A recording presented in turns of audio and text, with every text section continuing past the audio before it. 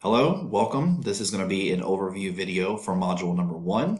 As you guys can see right here, these are the objectives that we will talk about. We're going to see where teachers will be able to upload files such as Word documents, PDFs, PowerPoints, graphics.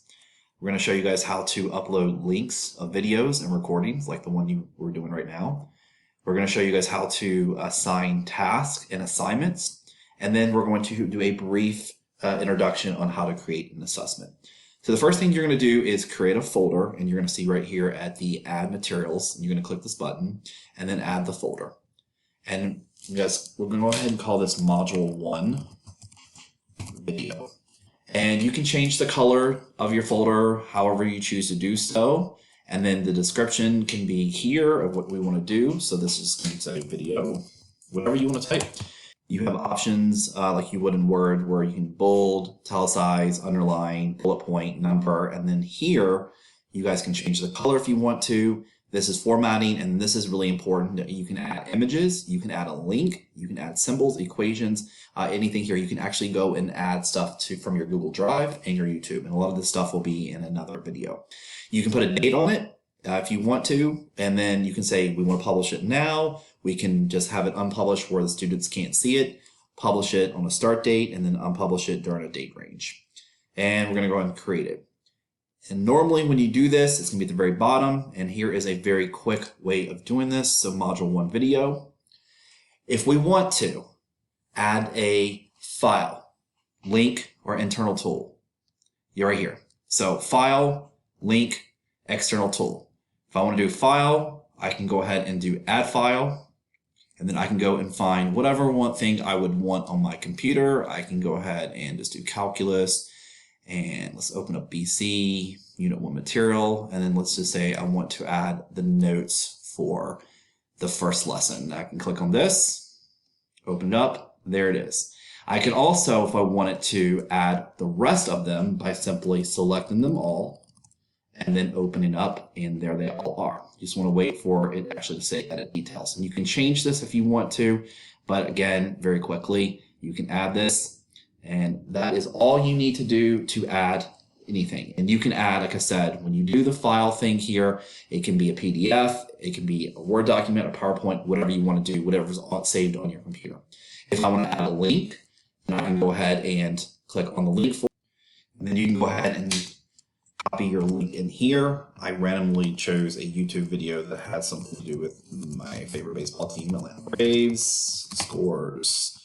And then we are going to add it.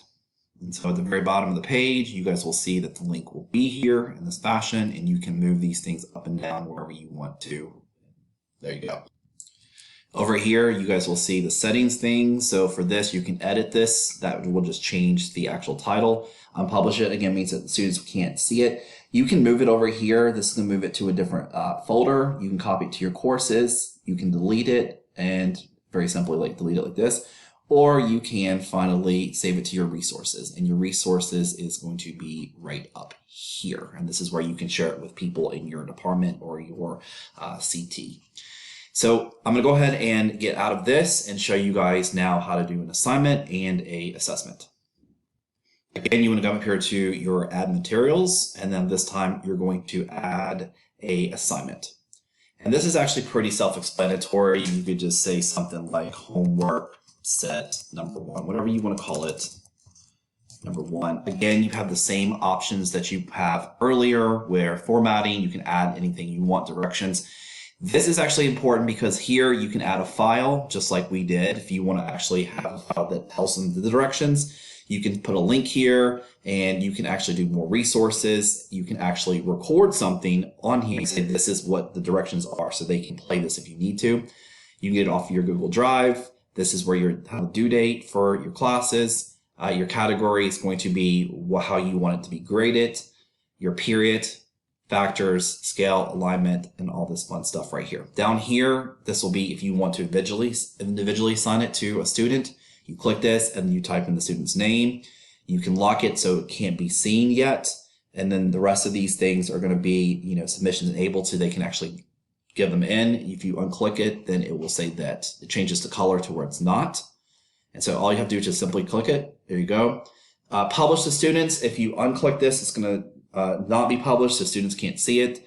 This is going to say, do you want a statistics? So, overall, what was the median of your scores? And this is, can you talk to your kids? And once you do that, you create it. And I need to, and say, I'm glad that I do this. So you need to just calculus assessment. It's really the only things you have to actually fill out here. Points as well. And then there you go. There you go. And in the actual modules, you guys will see like an actual example of this. And the last thing I'm going to say briefly as an overview for this is adding a assessment. I encourage you guys, assessments is much better than tests and quizzes. You will have more opportunity for this one. So we're going to go ahead and do this, and we'll just call this BC quiz number 1.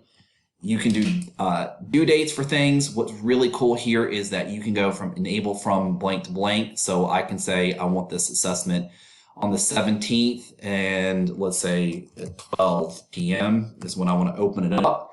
And I want to close it on the 17th at, let's say, 1:35 p.m. And that way students cannot see this test until that time frame. So they can't go in there early or later to do that.